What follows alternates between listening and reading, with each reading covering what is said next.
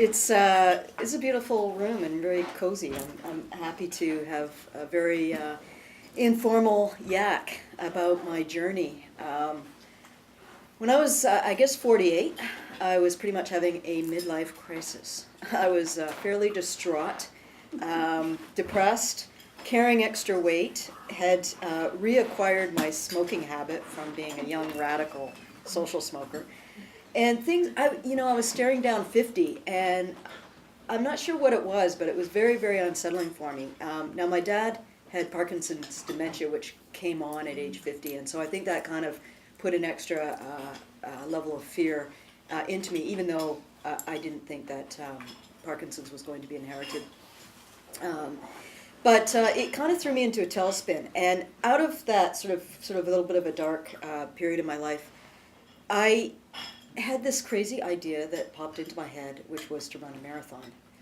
Now, I had been a runner for since about the age of 42, when my older sister, 13 years older, challenged me to run a half marathon, and I didn't even know how long one was. And I have flat feet, and I was even heavier at that point.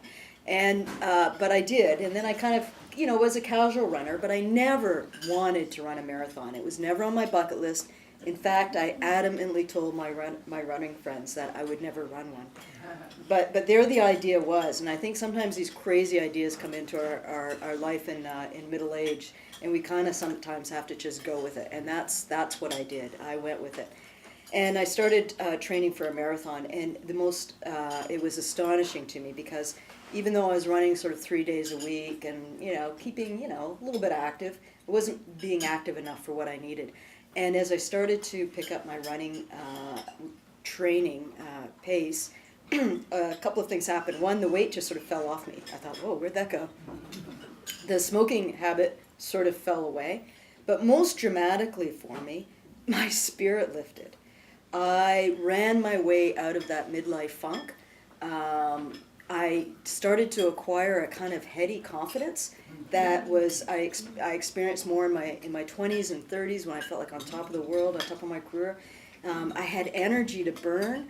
I felt fantastic. So when a publishing company contacted me about a little a year after that first marathon, and said, we noticed you're writing about running in Canadian Running Magazine and the Globe, and are you interested in writing a book about women's running? And yes, absolutely, I would be thrilled to. What do you want to write about? And it was exactly that. I wanted to write about how running helps us stay young. It can even turn back the biological clock. And so one of the first things I did when I started this year-long project, I said, okay, I will acquire a team around me. I'm going to make it a super fit year. I will work with a personal trainer and a nutritionist and running coaches and as many experts around me as I can gather to help me try to achieve the fitness of a 20-year-old athlete. I played varsity hockey at U of T. In fact, I applied to go to Queen's here too. I chose my universities depending on who had a women's hockey team. And Toronto's was a little stronger, so I went to Toronto. At that time. I'm sure you've got a great team now. Anyway, I wanted to acquire the fitness I had as a 20-year-old varsity athlete. I wanted to see if that was possible. And I'm very much an experiential writer. If I were to write about this table, I couldn't just write about the designer and the wood that went into it. I'd have to actually try to make it myself. And so that was my project for the year, is to delve deeply into the science of aging and exercise, my own personal journey, and also going on, I wanted to take incredible adventure runs with the pioneers of the women's running movement, who have been running long and strong now since the early 70s. So I ran with Catherine Switzer, I ran with world record holders, I ran with, interviewed, like we were on a run with Linda Summers-Smith, who's qualified for the Olympic trials 7 times in the US, the most recent time at age 50. Wow. So really fabulous older runners. Pam Reed, who's an ultra runner, I flew down to Wyoming and actually paced her and crewed for her through a 100-mile ultra run. And on the science of aging front, when I was looking at how does running turn back the clock, I got up practically in the middle of the night to drive to Hamilton to hang out with a neurometabolic researcher, Dr. Mark Tonoplosky, who's also a master's runner, happened to be the same age I was. And we went for a run and met some of his running friends, and then we went back to his office and chatted about his research. And we kind of have the sense of running, okay, that's good for our heart, it lungs, and it builds muscles, blah, blah, blah. But we were really only beginning to understand our bodies at a cellular level. How does exercise affect us at a cellular level? And that's a lot of what Dr. Tarnopolsky taught me. And that is we have within our cells mitochondria, which some of us may or may not be familiar with them, but they are basically like little energy cells within each cell. They're little engines that convert food into energy to feed our working muscles. And throughout our lifetime, we will lose mitochondria mass by about 40% unless we build it back up. How do we build it back up? We build it back up by building muscle, by repairing and renewing muscle.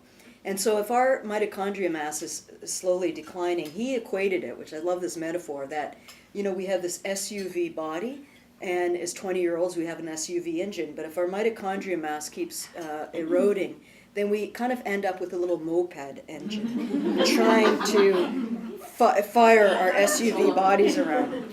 Unless we crank up, the building muscle, repairing muscle mass, increasing our muscle mass. And so in the act of training for a marathon, he estimated that I would increase my muscle mass, or my mitochondria mass, by 40, 50, 60%. And then when I went into some hard speed training because one of my goals was to run the fastest marathon of my life and try to qualify for Boston, not as a 50-year-old, but in the toughest age category, which would be 18 to 34. So women in their prime, that was my goal. And so the speed training that I was doing to do that would also increase my mitochondria mass by another 20%. So why do we feel so energetic and great and awesome when we exercise? And by the way, if you're not a runner in this room, that's okay. I'm not advocating everybody go out and become a runner, but whatever exercise you like to do. Whatever you like to do is great for you. As long as we're being fit, we're moving, we're walking, swimming, whatever it is, it's all good. Running just happens to be my drug of choice. So as well as the mitochondria mass building, also telomeres, which is a very new recent area of research. And telomeres are kind of like the shoelace, I'm not wearing shoelaces, but the cap ends of your shoelace. That telomere kind of protects the ends of your DNA, like that. And so every time your DNA divides, that telomere will fray and wear down and get shorter. And as it does, it opens us up to inflammatory diseases, which aging diseases are increasingly being called inflammatory diseases. So cancer, stroke and heart disease, diabetes, arthritis, yes.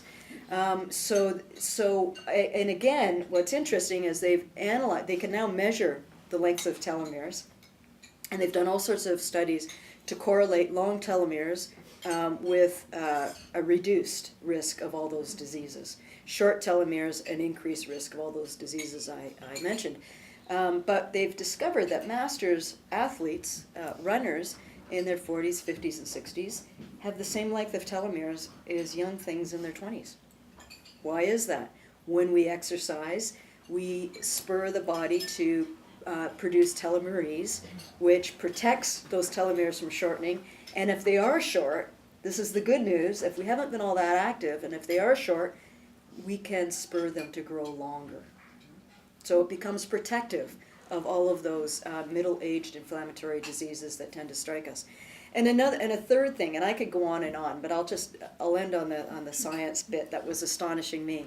On the third level, when we exercise, we also spur the body to release natural human growth hormone in our body. So we hear about athletes spiking themselves with artificial growth hormone, and it extends their careers, and it increases muscle mass, and blah, blah, blah, and helps them continue to make millions of dollars as pro athletes.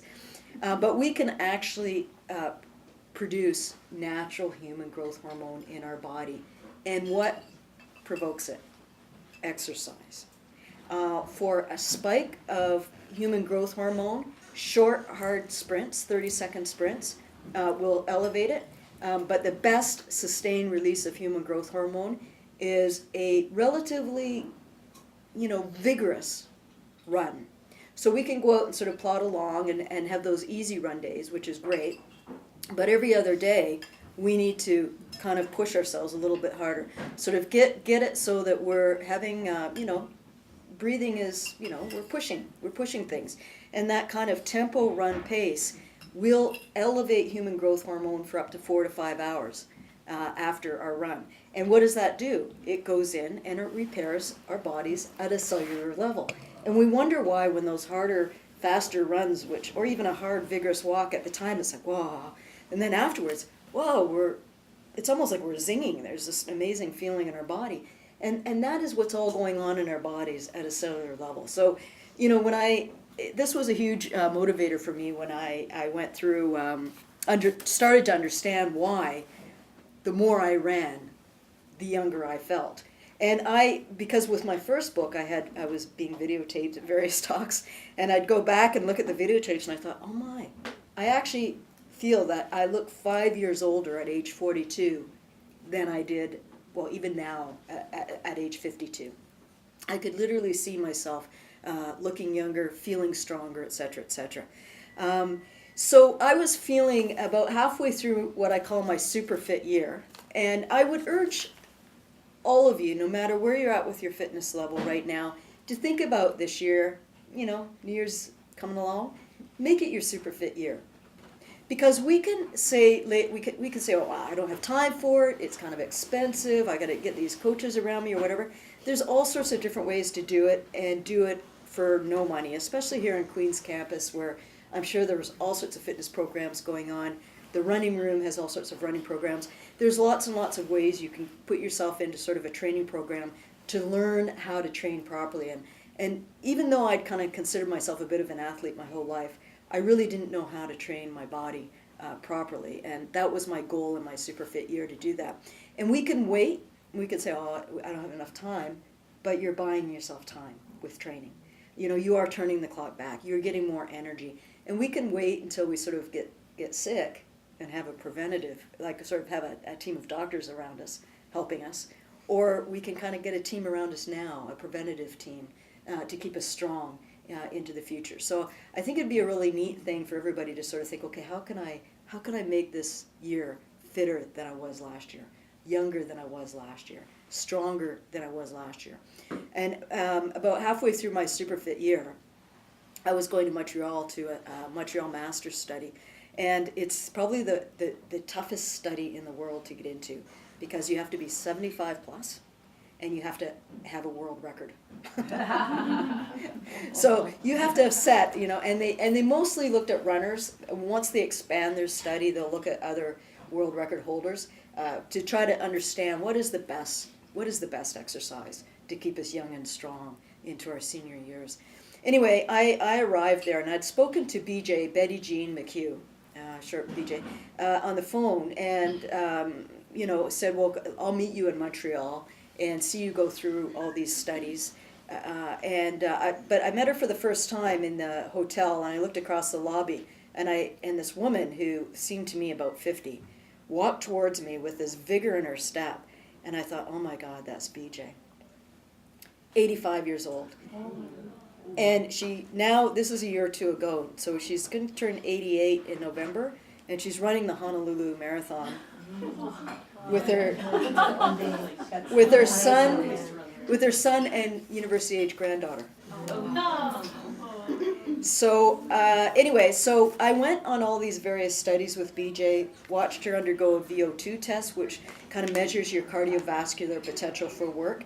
And I was so proud of myself in my super fit year, because I had managed to get my VO2 level from 39 to 43, which is over a 10% increase, which brought me into the same kind of range as a fit college-age woman. Not a sedentary college-age woman, a fit. And so I was really proud, because when you're a marathoner, it's very difficult to kind of increase your VO2. And scientists say, oh, it can't really be done, you just maintain your VO2. It's not true. When you really throw your body into training, you can increase.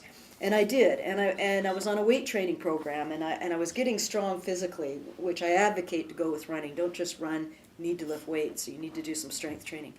And I felt fantastic. And through that testing, BJ turned out to have a higher VO2 than I did by 3 points. Like she had 46. And then we underwent a DEXA scan. So they were nice enough to let me do this with BJ. So she went first, and they measured her bone density and her muscle mass, so how much her muscle mass related to her fat.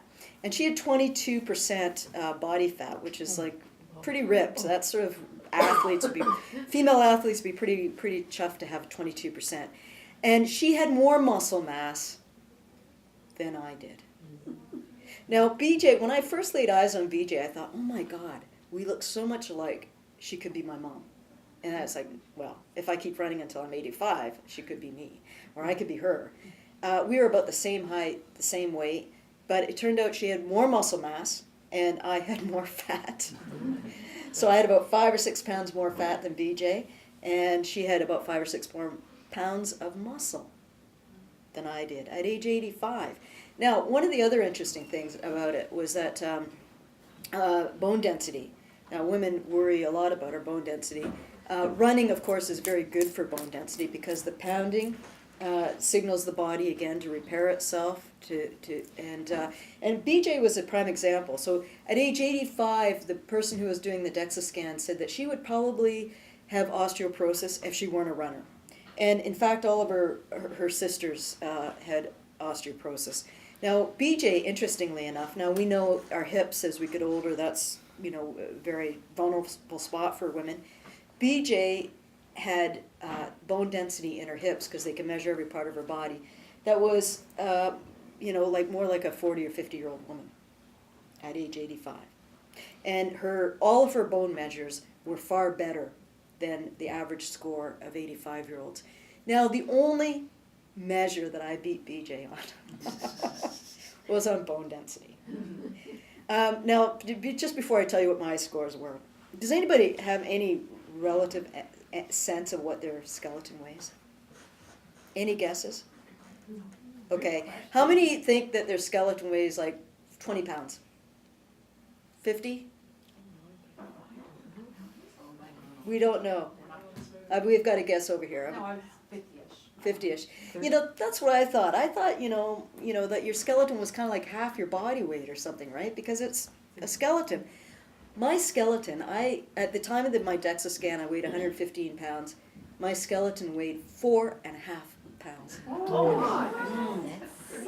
So I don't think I have an abnormally small skeleton. In fact, I feel kind of sturdy for a 5 foot nothing woman. BJ's weighed about 3.5 pounds. Now, BJ had this upright, strong posture. Certainly wasn't her skeleton that was holding her up so strong and upright. It was that 5 extra pounds of muscle mass she had. This woman not only ran, but twice a week she lifted weights, and she did yoga, which is an incredibly great strength training sport. And she's done that. She didn't start running till age 50, and she's done that for the past 35 years. So with my bone scan, I actually had, they can take on the DEXA scan, a T-score, or their Z and T scores, I can't remember which is which, measures you against women your own age, and then measures you against an average of 30-year-old women. And my bone density was better than the average score of 30-year-old women, not just my own age. Now, was I born with awesome bone density? Was it a result of the training? Well, I can't say because I wasn't measured before I started to run or be active. But I can tell you that my older sister was basically selected out for an osteoporosis study because she had, she was at risk. And my older sister has since become an Ironman, and they're not letting her in that study anymore. You had a question. Are you taking calcium supplements? I have never taken calcium supplements through my life, although during my super fit year I worked with a nutritionist who shifted me off of all grains and legumes and pastas and put me on a paleo-style diet. So I don't want to call it low carb because I get carbs from fruits and vegetables. So she upped my level, like the amount of fruits and vegetables I was eating, which I was already eating a lot. Now I eat, a wheelbarrow full of lettuce for lunch. I'm a good eater, and but away from sandwiches, away from pasta, and on really, really amazing food. And during that year, she put me on a calcium supplement, that 1 year. Okay. So whether that had that dramatic effect, I don't know. I don't take a calcium supplement anymore, though. I just kind of get tired of, you know. And she also had me on a B, like a super B complex that year. But that was kind of for performance. Like the way she sold it to me was because I was training my butt off to try to run this super fast marathon. So BJ was, whoa, opened my eyes. And I thought, well, is BJ an outlier? Like, is she abnormal? You know, and it turns out there are 4, well, there are actually more than 4. There are about, I don't know, 6, 7, 8 world record holders in Vancouver who are all over the age of 75, runners, marathoners. So I flew out there with some of my running friends, you know, us young things at 50 and 60. And we invited these world record holders over for lunch to try to understand. So there was Gwen McFarlane, who didn't start running until she was 60, after she was diagnosed with breast cancer. Between 60 and 75, she turned herself into the fastest 75-year-old female marathoner on the planet. She ran a 3:57 marathon, which it's pretty tough for most people to break a 4-hour marathon. That's faster than the average finishing time of 20 to 40-year-old men in the New York City Marathon. So she's at age 75 is able to kick the butt of, you know, 20 to 40-year-old men. She set a new world record at age 80, and she's planning on running Boston next summer. And, you know, if you go on my website, there'll be pictures of Gwen. You would think that she was, you know, 65-year-old woman. I mean, all these women looked, you know, 10, 20 years younger than their ages. The other woman who showed up was 94-year-old Olga Kotelko, and she was considered the world's oldest, greatest athlete. She just passed away last spring at the age of 95, about a month after she competed in the World Masters Games in Budapest. And she set, or broke, 13 world records, sprinting, throwing. She, what you would call it, the javelin, you know, and the shot put, and the discus, and she throws the hammer. I went out and trained with her one day when I was out there, and she gets this hammer. It's like about 5 feet on the end of a chain, and it's something to see a 94-year-old woman swinging a ball in the air. And I actually wouldn't do it because I didn't really know how the technique was, and I thought, if I get that 5 thing going, I'll pull a muscle, Anyway, so I wouldn't even do it, and I was, 50, 51 at the time. Another woman we had over for dinner, or for lunch, was Krista Bourguignon, and, oh, by the way, Olga didn't start taking up track and field until the age of 77. Krista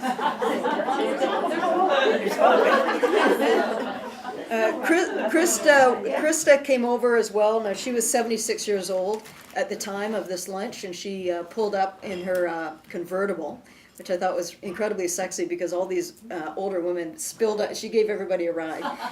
They spill out, and they're all fantastically dressed. Like, Olga at 94 had beautiful matching everything, and she clearly celebrated all of her world records by going out shopping. And in 2013, and this is one of the things I wanted to do with my book, because we celebrate men's athletics so much, and we really don't celebrate women's athletics in Canada. In 2013, Krista was named the Masters Athlete of the Year, not just for Canada, but for the entire world. She set, at age 75 plus, she set world records in practically everything she competed in, and she competes in the pentathlete. So she sprints, she throws, she does the long jump, she does the high jump, and she set world records in virtually everything she competed in that year. And she didn't take up track and field until the age of 72. Now, she had been a tennis player before then, and had started to develop arthritis in her wrists, and the doctor said, you got to give up tennis. And she was so upset, she came home from the doctor, and she ran up her laneway and went inside, saw a picture of Olga Kotelko at 90-something, and called her up and said, how do I get into this track and field stuff? So obviously these women, and all of the women were, the other thing that was really exciting talking to them, they were funny. They were engaging to talk to. We felt that we were like my friends in their 50s and another friend at 60, we felt we were talking to people our own age. There's no decades of difference. We were having a great time together. They were very lively, engaged, enthusiastic. There was no, when we look forward, we sort of think of, aging, but we looked at them, we thought, wow, what's there to be afraid of? There's so much life. They are living life so fully, so in such a dramatic way. And this made me beg the question, why? How are women over the age of menopause able to live so long, so vibrantly? How are we able to get stronger and faster? Because all of these women took up training later on in life, and they got significantly stronger and faster. And I know from my own training, after 50, I went through menopause and was able to get stronger and faster. And in virtually no other species in the world does this happen. Only in the human species. And so I called up an evolutionary anthropologist, Kristen Hawkes, who's at the University of Utah. And I put that question to her. I said, why, how? And she said, well, listen, I was asking the same question, not just why we can live longer, stronger, into well past our childbearing years. She actually went to a hunter-gatherer tribe in Tanzania and she said, as soon as I got off the plane, as soon as I arrived at this tribe, I saw the reason why. And young mothers were busy rearing their small children. The men were busy sitting around waiting for big game to come by so that they could chase them and hunt them down. And the older women were out in the field picking tubers, digging them out of the ground, which was hard physical work. And the tubers were, in fact, what enabled this tribe to survive the boom and bust cycles of the hunt. This was really the sustenance crop. And while they were out there picking the tubers, of course they were looking after all of the children over the age of 5 who could walk and whatever. So these women were doing the work of the tribe. And she looked back, and there's an evolutionary theory called the grandmother hypothesis.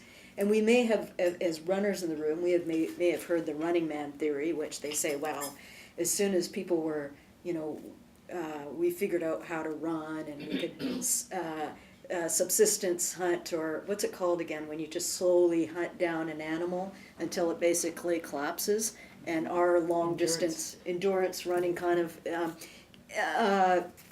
and that set us on the course to being uniquely human. And the grandmother hypothesis is sort of a competing theory in it, and it says that that a few long-lived grandmothers seized on a fitness opportunity, 2 million years ago when the continent of Africa was drying. They seized on a fitness opportunity to survive, and that was perhaps when the continent was drying that they were able to pick tubers or nuts or these sorts of things that and find a new food source.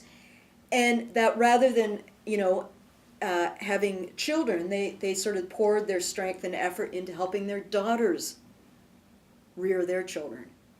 And so they did all sorts of evolutionary modeling and found that it only took a few number of strong, fit grandmothers to change the entire population. So that if that daughter's children survived, the whole population in that area would take off as a result of these few strong grandmothers. And, the way the theory gets really interesting is that, of course, that the grandmothers, by helping rear their grandchildren, had to develop communication, because in almost every other sort of ape and monkey species, only the mother raises the children. A mother would never trust her babies to be raised by anybody else, because they'd probably get eaten or something. But only in the human species do we have that kind of cooperative child raising. And so that strong grandmother had to be not only fit, but empathetic. And of course, the children that survived would also be empathetic, because they had to develop a communication rapport with somebody outside of their mother. And that's so that these fit grandmothers, in fact, a whole cascade of events started to happen that set us on the course to being uniquely human. And perhaps because I'm a feminist, I sort of think that it rivals or outrivals the Running Man theory, and puts it to shame. In fact, so in fact, when we think about fitness, certainly, I am not a particularly. I'm not a bad runner, but I'm not a super gifted runner. Nobody looks at my running gait and says, wow, there's a thing of beauty. More likely they see me chugging along and just trying really hard. I put the effort into it, as my coach says. That's how she describes my running. You put the effort into it. I'm not a genetic outlier. And neither of these world record holding women, they're not genetic outliers as well. They told us anybody can do this. Maybe not win a world record or set a world record. Okay, that's up there. But anybody who keeps fit and keeps active can have that kind of strength and vigor that they have at their age. They're convinced of it. And having gone through what I've gone through in the last year or two, and understanding that it's just upping the fitness. It's just upping whatever we're doing. Just pressing the pedal to the metal a little bit more in whatever areas we're doing. Continually working at our fitness, because that was a lesson to me in looking at BJ. It was, okay, absolutely I'm fitter now than I was as a 20-year-old athlete. Absolutely. There's no way I could have run marathons or run them at speed I do back then. But how do I keep that up until age 85? Like, that was the shock of seeing BJ. It's kind of like, that's the weird thing about fitness. We don't just kind of get there and it stays there. We have to continually push it. We have to continually push it. So one of the other things that I did during my Superfit year is I spoke to sports psychologists and health psychologists. There's kind of a neat thing called that. And learned some lessons from them. And I'll share a few of those with you just to close. I found it very difficult to add one more day of training to my schedule. And I thought, oh my God, how do fitness newbies do it? They're starting up and they have to go from 0 to whatever. And I was already running 4 or 5 days a week, and I was trying to add another weight training session or another yoga session to my week, and I found it so difficult. And I spoke to Kim Dawson, who works with a lot of Canada's top marathoners, and she said, we can train our brain to go, right? We can get up and a cold, rainy day like today, we can kind of go, no. Or we can go. We're running up a hill and we can kind of, I'm going to slow down and walk. Or we can train our brains to go. And she goes, we need to train our brains to go all the time. The answer is go. And I thought, okay, well, I've been working with that one. And certainly it's helped me. When I go to do my weight training sessions, it's go. There's no, I'm not going to do it. And it helps me actually to prevent me from slowing down when I'm running. Another one is big one for me, which is just make it a habit. As soon as you can, if I were to start up a new running group or fitness group, I would say, look, just show up. I don't care if you do 10 push-ups or not, but just show up. Next week you'll go, well, if I'm going to show up, I might as well do the 10 push-ups. So train yourself to develop habits. And set the time for it, schedule it, etc. For me, one of the reasons why I resisted going to the gym to lift weights is that I work at home I'm a writer, and I'm alone all day long, and I'm gonna, and I was doing my workout at home with some weights, and I just thought, I don't want to be alone anymore. The whole reason why I love running is I run with a group of women, and it's like rather than having a martini, we go out running, right? And we have fun together, and we talk, and so I realized I have to go to a gym to lift weights because I need that social contact. And so as soon as I started doing that, it made it easier, more enjoyable. So we have to find what makes things fun. And they would, the fancy word for that is we find our intrinsic motivation, what it is we enjoy doing. And that's why if you don't care for running, don't run. Find out what it is you love doing, and then you will do it. If you're doing stuff you don't love doing, you're not going to continue to do it. Now, you can fall in love with stuff too. I mean, when I started running, I enjoyed it, but I didn't enjoy racing. I didn't enjoy pushing myself that hard. I didn't enjoy the heavy, fast speed training. Now that I've been doing it, I was like, oh my God, my favorite running of the week is the hard, fast, the harder the better. My body has come to really love the work. Who knew? So that was exciting. The other thing that I found, somebody taught me this term called social contagion. I love that, social contagion. It's when we run with a group of people, if they're in a positive frame of mind and they're saying, this is great, this is fun, I love doing this, the workout will seem easier. But if we run with, negative Nancy, my partner's name is Nancy, but that's not But if we run with somebody who's kind of negative and blah, blah, blah, then our effort will seem harder. So what that tells me, that as a runner, is a good running mate, I need to not just warm up my muscles, but I need to warm up my brain and get myself into a positive frame of mind. Like, yeah, it's cold and rainy out there, but when else would we go out and enjoy that weather if we weren't going to go for a run in it? And we're going to come back feeling fantastic. And so we share this social contagion of positive energy, and that helps make everything easier. And then a final thing that Leith Drury, my sports psychologist I work with very closely, taught me, she said, get in touch with the deep down reason why you're doing this. In order to recover strong from a run or a hard physical effort, we need to recover emotionally as well as physically. And what is the deep down reason we're doing this for? Now, we can imagine those grandmothers on the plains of Africa going, well, I'm doing it because it's the only way I'm going to survive. So I'm going to go out and dig those tubers. So there's a strong reason. Well, we're probably, when we get really strong and fit and awesome and courageous and gutsy, which are all the things that come from being physically strong, we're going to wonder, well, what are we going to use our awesome strength for? Because as women, we have an opportunity to become leaders. We have an opportunity to use our awesome strength in the same way that those African grandmothers did. We're very community-minded. We're empathetic people. And I will hold out one example of, deep reasons, quote in my book, a woman who got fantastically fit from running and running marathons, said that, in the past, women were taught to not move around, right? If we think about foot binding, if we think about, high heels, absolutely. If we think about all the ways in which even the whole message that Hollywood gives, gives younger women, which is to be skinny and frail, not to be strong, but to be skinny and frail. It just emphasizes the difference in strength between men and women, rather than allowing women to be as strong as they possibly can be. And so to be physically strong, it takes physical strength. Though I'm quoting this from somebody in my book. It takes physical strength to take your place in the world.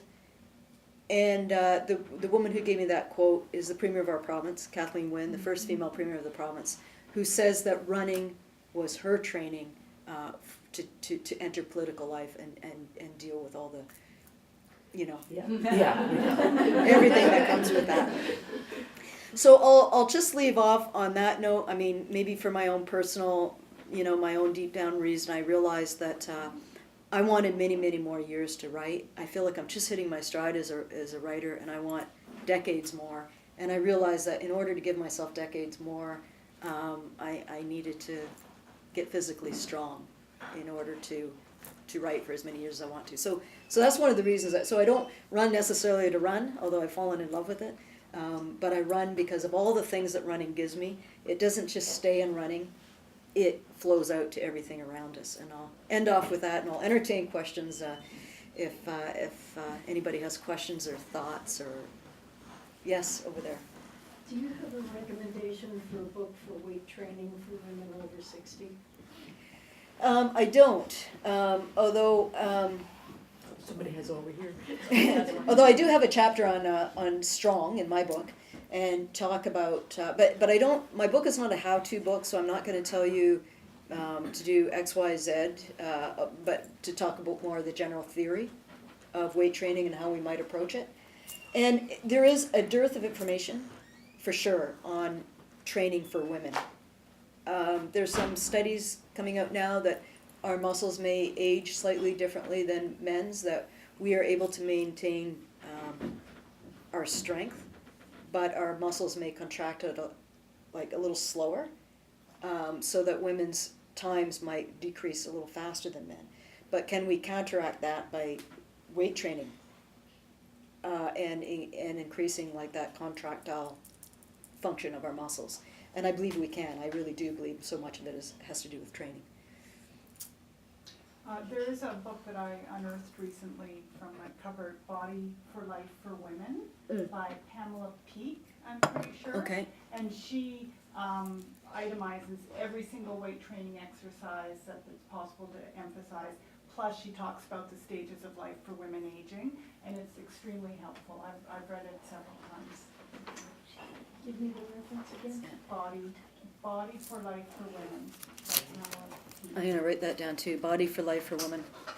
And her last name, I think, is P-E-A-K-E, and it was extremely helpful to me for a number of years. Yeah. Thank you. Yes. I wonder what I hear conflicting information on your constant older, faster, stronger, and what about in your knees? You know, I think that, What do I say? yeah. A lot of people will say, almost the immediate reaction when you say you're a runner, it's like, oh, it's bad for your knees, or, oh, you know, I can't run because of my knees. And they've done studies at Stanford University that show that comparing a cohort of runners with, you know, age match controls who don't run, and they're matched off, you know, income level, you know, education level, all. And the people who ran had fewer knee problems than the people who didn't run. And the pounding from running increases bone density. And it doesn't just increase bone density, it increases the collagen, the connective tissue in all of your parts of your body. So the tendons, the ligaments, all of that gets stronger when you run. So I know that when I am feeling a little bit of knee pain, it's because I need new running shoes. And so I immediately go out and get a new pair of running shoes. It's not the running itself that is the problem. Now, if you start from 0 to 60 as a runner, you're going to have knee problems, because you need to train your body to to get all of those little connective tissues strong, all the tiny little muscles around your knee. That all has to build strength. And so if you are going to start to run, really ease into it and make it your goal not to get injured. Because if you do get injured, you won't continue it. So, yeah, and the other thing, the bigger compounding factor with knee problems is probably carrying extra weight. It's going to be harder on your joints. No, I just wanted to say, you had mentioned an alternative to running, which was yoga. How about swimming, too? Swimming is excellent. Yeah. The only difference... You don't get that pounding, of course. Well, and that's the good and the bad part. Because the pounding is good for your bone density. And you won't get that from swimming. No, but you can jump around in the pool, and that helps a lot. You know, having seen BJ and realized that 3.5 pound skeleton, this woman at 85, what is holding her upright is muscle mass. So we're always told by women, but as women we're always told, oh, your bone density, your bone density. I'm thinking, we need to be told about strength. We need to have muscle mass. That is what's going to keep us upright. So yes, we have to take care of everything. But I think the muscle mass. So if you like to swim, it's an incredibly great. It's great for cardio, and it's a great strength sport. Like your back and your arms and your legs, you're going to get incredible fitness benefits out of swimming. So if you like to do that. You can also, with the bone density, you can always lift weights, which is also good for you. I'm happy to sign books for if anybody wants to get a book. Before we all have to head off, and we can mill around. I'm happy to stick around and chat and talk. And sorry. Oh, sorry, can I just ask one more? Yeah, absolutely. Thank you so much. You're very inspiring. Oh, thank you. I was just wondering about running in the winter. Yes. And if you use, yak tracks or anything like that, because, Yeah. what you find the safest. I love running in the winter, and I far prefer it because you don't get as hot, right? But I do wear yak tracks if it's icy. The slipperiness is the biggest, that is the biggest issue with running in the winter. But, most days you watch your footing, you be careful. I haven't slipped on the ice yet in all my years of running in the winter. But yak tracks are a good option. Yeah. I just wanted to add that, if you're starting running now, Yeah. probably better to try 4-foot running if you're have worry about, you know. What did you say? 4-foot running. 4 foot, what do you mean? Like rather than you land on your heel, you land on your this area. Okay, I'm Yeah. sorry, yeah. I thought you meant August. Yeah, yeah, yeah. Yeah, sorry. Running. Because you know that's better. Like long time ago, like million years ago, like people could run without shoes for a long, long time, and now we have shoes with a lot of Cushioning. cushion that you run this style. Without shoes, you can't run this style. So apparently, our body is better adjusted to that kind of running style. I don't disagree with you. A lot of running coaches don't try to change people's gait. Yeah, that's So why I said like if you're inspired today and then trying to start now, then Yeah, if you run a certain way, you'll run a certain way. But I will say that when you add speed training onto your running, it will force you to develop a better gait. And certainly for me, I used to be more of a pounder, and now I'm much lighter on my feet, and I'm a little bit more forward on my feet because of the speed training. And so just by, running's like anything, you're not automatically good at it. I don't want to say good at it. We are automatically good at it. We're just not as good at it as we will always want to be, because there's always that constant improvement. It is a skill. It is a skill like any other sport, and we can perfect it. I was just gonna ask, just the idea that the faster piece, I'm just wondering what your thoughts on, because I feel like there's a huge movement that's talking about slower, right? Like slower for healthier aging, like slower for being more present, meditative. Oh, the there's whole also yoga reason to thing. be slower in And then other it seems places. to contrast- contrast the faster. I'm an advocate of slow food, slow money, slow drinking. But no, I think that's something that we've really somebody told me the other day, oh my God, as you get older, you should really just have that slower, steady exercise. And I think, yes and no. We want to move at a steady, persistent, but every once in a while you need to get your heart rate up. You need to breathe hard. Now, whether you do it through running or just really fast power walking, whatever works for you. When you're swimming, slow, steady swimming, yes, but every once in a while, like every other day, you wanna push that pace, and you wanna get, and slowly work it up more and more and more, because that's what's going to provoke your body to release human growth hormone, and that's what's going to repair and regenerate and turn back that clock. Well, thank you we have another question over here. I just wanted to ask you, so you started from being a fairly active person to being a very active person, and do you think the benefits are linear, or is there at some point where you start getting more benefits because of the more intense workouts that you're doing? Well, this is the thing with working out, is that we always have to push it. And so if you reach a certain level fitness-wise, and you're just going to continue doing what you've always done, then you're going to plateau. So no matter where you're at, you have to find ways to push it. And that is what the challenge is of fitness, So to do something that you enjoy doing, if you enjoy dancing, then, you're going to get out there and really swing your partner. You're going to dance vigorously if that's the thing that you love to do. Same with swimming. That's what I love so much about the Masters competitions and I have really enjoyed running marathons when I've been injured, which sounds odd, because I'm not pushing the pace. I'm out there enjoying it. And I'm running at the back of the pack, and I'm talking to people, and I'm having a grand old time. But that's not going to increase my fitness. That's just about enjoying that thing. And other times when you're going out, like I'm actually not going to run marathons this year. I'm going to run 5s and 10s. I'm going to focus on 5 and 10s because I want to do the speed work, the speed training. So I'm going to run a 5-kilometer race. Is like as hard. When I race, it's pedal to the metal. I'm going to really push it. Now, every run I do is not like that because that's not a proper training technique. So easy run followed by a hard run, followed by an easy run. That's more of the training schedule. But there's something about pushing it that is provoking your body to release everything. So if you're a walker, I would say you can walk at the same pace all the time, but your fitness will stay at the same pace. If you want to really inject it, then you're going to throw in, like, from here to that corner, I'm going to really walk hard. And I'm going to take a little bit of a break, and then in the next block, I'm going to push it hard for that block. I'm going to take a bit of a break, and I'm going to push it hard.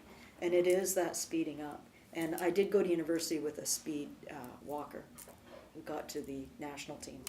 And so I know you can get an amazing workout from walking. You just have to push it.